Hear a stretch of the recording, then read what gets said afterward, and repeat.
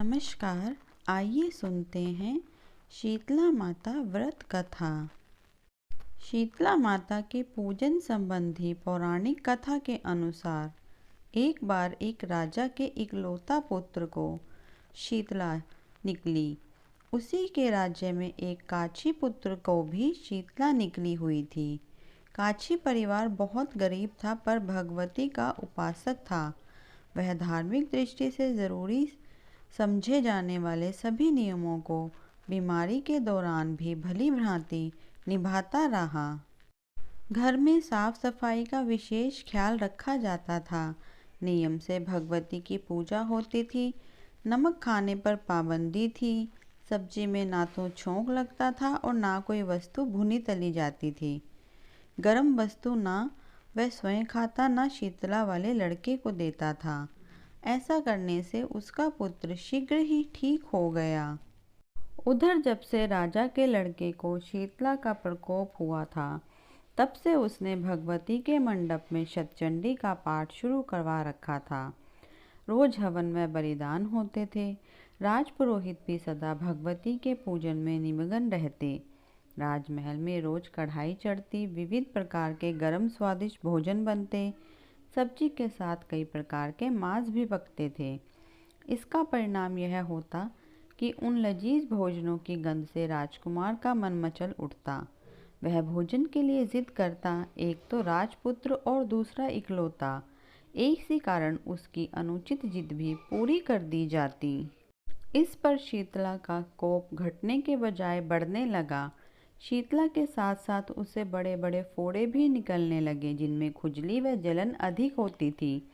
शीतला की शांति के लिए राजा जितने भी उपाय करता, शीतला का प्रकोप उतना ही बढ़ता जाता, क्योंकि अज्ञानतावश राजा ने यहाँ सभी कार्य उल्टे हो रहे थे। इससे राजा और अधिक परेशान हो उठा। उसकी समझ में नहीं आ रहा था कि इतना सब होने के बाद भी शीतला का प्रकोप शांत क्यों नहीं हो रहा है।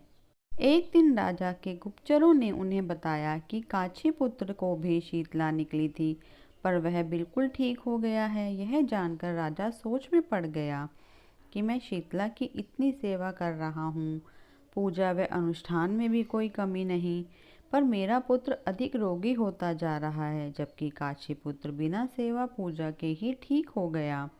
इसी सोच में उसे नींद आ गई।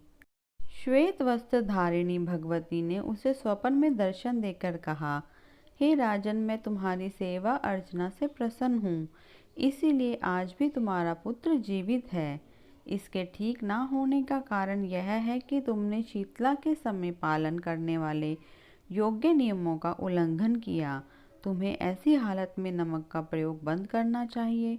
नमक से रोगी के फोड़ों में खुजली होती है।